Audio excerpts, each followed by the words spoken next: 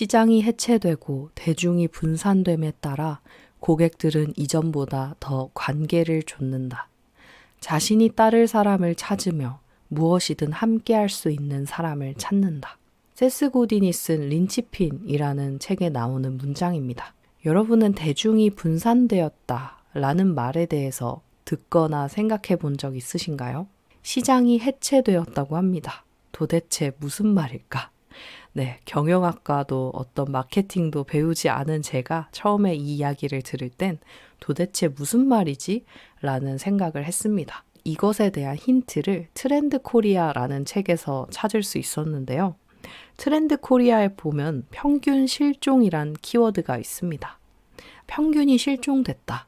예전에는 평균이라는 것이 존재했습니다. 지금도 물론 없다고는 할 수 없어요. 그런데 예전에는 아마 더 명확하게 있었습니다. 제 또래이시라면 어린 시절로 한번 잠깐 돌아가 볼까 하는데요. 초등학교 때, 중학교 때, 고등학교 때를 한번 생각을 해볼까요? 그때 그런 말을 참 많이 들었어요. 지금 공부를 열심히 하고 내신을 얼마를 받고 수능 점수를 얼마를 받아야 좋은 대학에 갈 수 있다. 좋은 대학에 가면 좋은 직장에 취직할 수 있고 그런 평생 노후 걱정 없이 살 수 있다. 직장에 들어가서는 열심히 일하고 퇴근해서 남은 시간에 취미 생활을 하며 살면 그것이 행복한 인생이고 그러다가 20대 후반쯤 좋은 사람 만나 결혼해서 30대 초반에 아이 둘 정도 낳고 살면 정말 더할 나위 없이 행복한 삶이다. 어떠세요? 살아온 배경마다 좀 다르긴 하겠지만 이 이야기 정말 저는 귀에 못이 박히도록 들었던 것 같습니다. 그래서 그 지도를 따라서 살아왔을 뿐인데 좋은 성적 받아서 좋은 대학 가서 좋은 직장 들어가면 그게 다인 줄 알았는데 어쩌면 제가 그 좋은 직장으로 넘어가던 그 시기부터 조금씩 시장이 해체되었던 건 아닐까라는 추측을 좀 해봅니다. 그러다 저는 우연하게 제 직장이 저와 맞지 않아서 그만두고 제 사업을 시작을 했는데요. 처음에는 좀 어느 정도의 시장과 평균도 있었던 것 같아요. 유행한다 이러면 우르르 따라오고 이걸 사야 된다 하면 이유도 모르겠지만 일단 사고 근데 정말 최근에 제가 느끼기에는 한 3년 내로 조금 다른 분위기, 다른 바람이 부는 것 같습니다. 많은 사람들이 이거 사야 돼 라고 얘기해도 그걸 왜 사야 되는데? 라고 이야기하는 사람들이 나타난 거죠. 저도 그런 사람 중 한 명이더라고요. 분명히 예전에는 이게 유행이라고 하면서 그 물건을 샀던 것 같은데 어느 순간부터는 나한테는 별로 감흥이 없는데? 나는 그거 필요 없는데? 라고 하는 내 목소리를 내기 시작을 했습니다. 여러분은 어떠신가요? 여전히 유행을 따라가고 계신가요? 아니면 나만의 길을, 나만의 취향으로 소비를 하고 계신가요? 평균이 실종돼서 양극화가 되었다고 합니다. 이제는 연령과 어떤 인구 통계학적인 걸로 사람들의 소비 특성을 파악할 수 없다고 합니다. 예전에는 20대 여성들이 좋아하는 주얼리가 있었고요. 향수가 있었습니다. 물론 지금도 어느 정도는 그 느낌들은 있어요.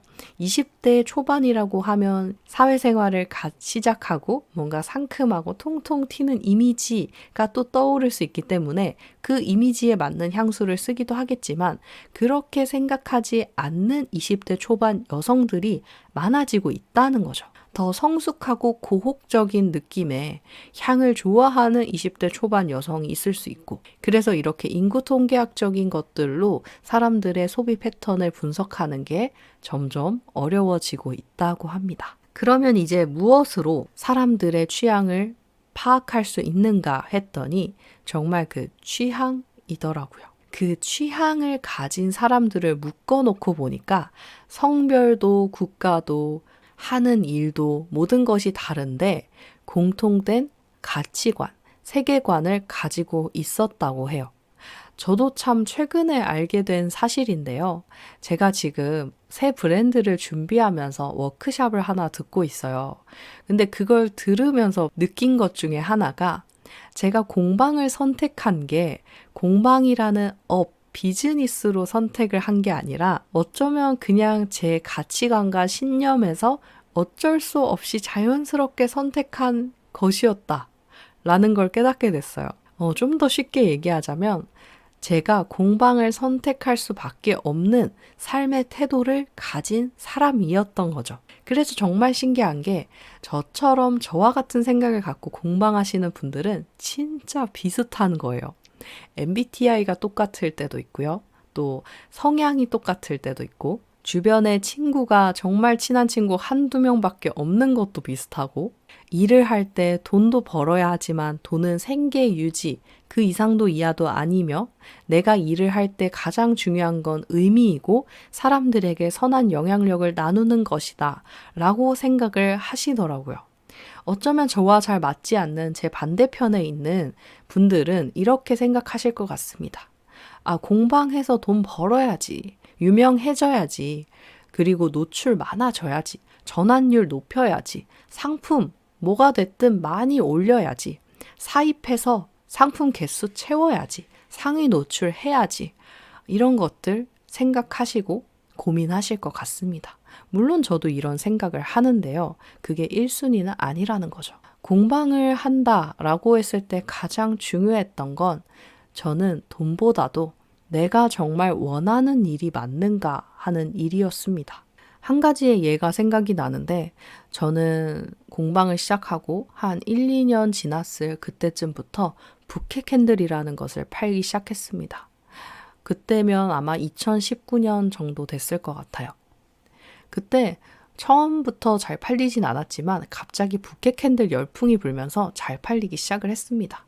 그래서 어느 정도는 부케 캔들 판매한 수익이 제 공방에 정말 큰 수입이 되어주고 월세도 책임져주고 많은 고정비들을 좀 메꿔줄 수 있는 고마운 존재였어요.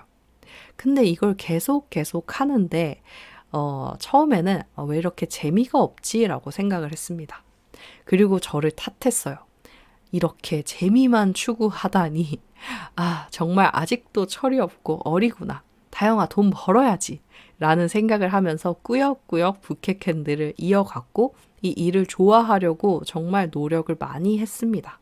근데 결국 부케 캔들은 제가 올해 품절 처리를 해서 이제 더 이상 판매하지 않는다고 고객분들이 연락을 주셔도 죄송하다라는 말씀을 드리고 있는데요.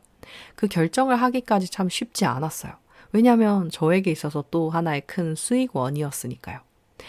그리고 후기도 많이 쌓여 있었고 제가 부케 캔들을 잘 만들기 위해서 그동안 시간과 노력도 정말 많이 투자를 했었고요. 근데 정말 그것들이 하나도 아깝지 않을 만큼 제가 이 일을 정말 더 이상 하고 싶지 않았습니다. 그 이유는 생각해 보니까 저는 사실 아는 분들은 다 아시겠지만 공예가 좋아서 시작한 일은 아니었습니다. 정말 공예가 좋아서 시작한 분들은 또 저와 다르세요. 근데 저는 어떤 의미라든지 메시지 때문에 이 일을 시작을 했고 부케 캔들은 살려고 발버둥 치다 보니 잡게 된 일 중에 하나였습니다.